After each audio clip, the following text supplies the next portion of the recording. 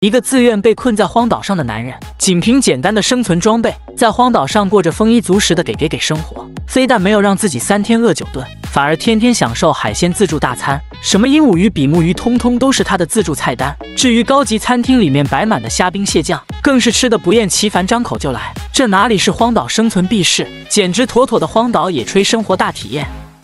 早上天刚刚亮，刚睡醒的大壮习以为常，爬上一棵特意为他生长的椰树上，摘取了一只椰子解馋，拿着砍刀对准椰子就是一顿狂刀乱舞，咔咔几下轻松破开了一个口子。大壮赶紧顿喝了起来，不知道他的胃是不是铁做的，就不怕空肚子喝液体胚乳窜希拉库里吗？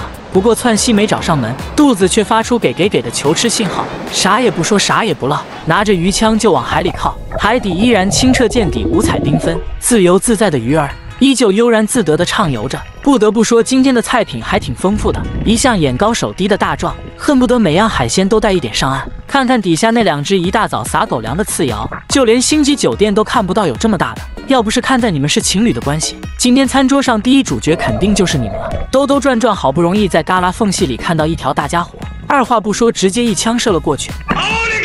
很可惜，射了个寂寞，啥也没弄到。45秒极限下潜的大壮一点都不着急，上浮喘口气，再征战沙场，看看好运气不就来了吗？一条去相亲路上的鱼儿亲自送上门，猝不及防的射击，吓得鱼儿惊慌失措。明明都已经成功命中目标，谁能想到这条还没有谈过恋爱的鱼儿求生欲拉满，直接挣脱鱼箭逃之夭夭，可把大壮给气得立马上浮泄愤。正所谓旧的不去，新的不来，一只躲藏在礁石里面的龙虾兄竟然一点都不怕死，探出2根天线接收不速之客的行踪轨迹，幸好反应灵敏缩了进去，不然今天的第一主角非他莫属。这时大壮转身拿着鱼枪瞄准了另一条倒霉蛋，瞄准目标发射灵魂一箭。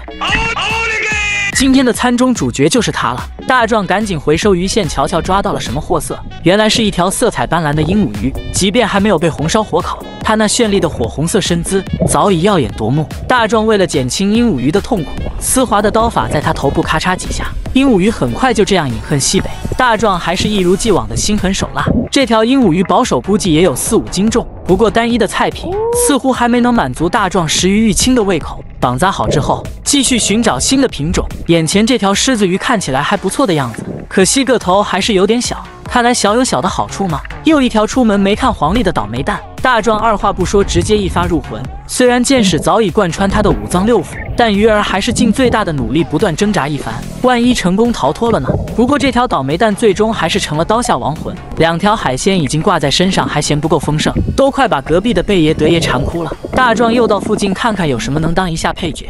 附近的海胆还真多，虽然美味有营养，但处理起来刺手又割嘴太麻烦了。大壮更喜欢大口的吃肉，这么小的次瑶都敢出来瞎逛，还是回去把你的家长叫来吧。既然没有大家伙敢出来应战，大壮可以回到岸上进行烹饪了。高端的食材往往只需要简单的料理。大壮精挑细选，找到一个阴凉的地方，捡来柴火和贝壳石块，开始挖坑建造。又是一次神奇的生火魔术，熟悉的海浪拍打声与清脆树枝的折断声混合在一起，形成一首美妙动听的乐曲。与此同时，熊熊的火焰正在炙烤着石块上的鹦鹉鱼。眼看这么大条的鹦鹉鱼躺在厚实的石块上烘烤，大壮在想，究竟要等到猴年马月才能烤熟，还是把鱼肉进行一番加工吧。很快大壮就把鹦鹉鱼骨肉分离，割下一大块白花花的鱼肉，看着就非常诱人。这下放到石块上煎烤就快多了。也不知道大壮在哪里找来的柠檬，切开挤上几滴精华，滴在鱼肉上，再撒上一点捡来的香料，剩下的只能交给火堆与时间了。大壮也是一个讲究之人，用来盛美食的贝壳也要清理一番。一道简单的海鲜大餐就弄好了，鱼肉看起来非常诱人，隔着屏幕仿佛都能闻出鱼肉散发的香味，口水都快要流出来，就是不知道它的味道会怎么样。大壮早就饿得不行了，直接用手抓起来放到嘴里品尝一番，原汁原味的鱼肉，大壮对此非常满意。再来上一口椰子水，这小日子简直舒服到不要的。难怪大壮和女朋友吵架之后一直待在荒岛上不愿意回去。你们说我现在过去还来得及吗？一个名副其实的富二代，非但没有回家继承董事长的职位，甚至因为女朋友和他的男性朋友去看了不知道多少回的划龙舟，一气之下就来到了这个无人的荒岛，靠着一把从天而降的弓箭，成功抓到了一条海鱼，烤着吃那叫一个享受又美味。崭新的一天从这一刻开始，大壮带上50磅拉力的弓箭，前往一处之前从没到过的海域猎捕。在太阳公公正烧的火热之际，大壮还是避其锋芒，找到阴凉处挂起吊床休息一番。看看他悠然自得的笑脸，估计早就把来到此处的原因忘得一干二净。正所谓没有什么伤痛是时间抹不平的，有的话那就在荒岛待久一点。经过一轮休息之后，精神抖擞的大壮拿着弓箭开始到海边觅食。说巧不巧，时间恰得刚刚好。沙滩上的一条小鲨鱼正在四处逛游，大壮本想着来一碗鱼翅捞饭，但很可惜水平差了一丢丢，连续2次都没有射中鲨鱼。无奈之下，大壮只能临时抱佛脚练习起射箭技术。他也想学《射雕英雄传》的郭靖一箭双雕，不得不说想法很丰满，现实很骨感。经过30分钟的速成大法练习之后，大壮在近距离成功命中了牛一样大的靶子。成功的喜悦使得大壮瞬间恢复了自信，于是又来到了海边开始捕鱼。这次有4条正在耍朋友的小鱼游在一起讨论今晚到哪里蹦迪去，完全没有察觉有不速之客用色眯眯的双眼盯着他们。大壮早已绷紧箭矢蓄势待发。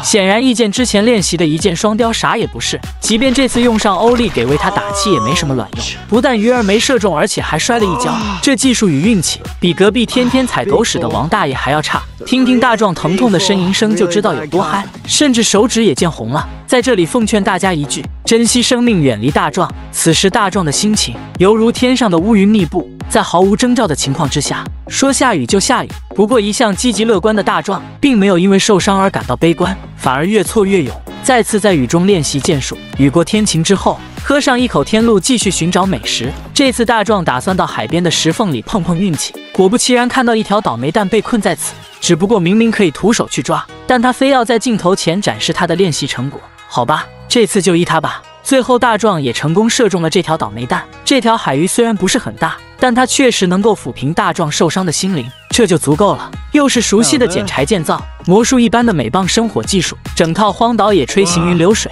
在烧制木炭的同时，大壮简单将海鱼处理干净，并且把它串在木棍上，准备将海鱼烤着吃。在荒岛上烤鱼无需除去鱼鳞，因为鱼的厚脸皮可以很好的保护鱼肉不被烧焦，同时也可以防止水分的流失，这样烤出来的鱼肉会更加鲜嫩多汁。剩下的事情只能交给木炭与时间了。精致的生活需要仪式感，作为一名有钱的富二代，吃饭怎么可以没有一张像样的餐台呢？将烤熟的海鱼放在木板上，还准备了一支野生柠檬与自制调味料。大壮将烤焦的鱼皮扯下，鲜嫩多汁的鱼肉味立马充斥着四周围，再挤撒几点灵魂柠檬汁和调味料，一口咬下去真的太美味了。友情提示：没有练过铁砂嘴的朋友们，慎用刀子当匙羹使用，以免口误受伤。这条烤鱼好吃到让大壮根本停不下来，边说边吃，像个美食庄家一样滔滔不绝。甚至在吃到一半的时候，大壮感觉这样吃法有点单调，直接放任谷先生来了一曲声味齐全的乐曲助助兴。You did a ripper fart. 再仔细听一遍。有了美味佳肴之后，当然少不了天然电解质的好饮。望着宜人的无敌海景，品尝着人间美味珍馐，你们说我现在过去还来得及吗？大壮的荒野求生还在继续，我们一起期待他的表现吧。好了，今天的视频要结束了，关注我，让世界更精彩。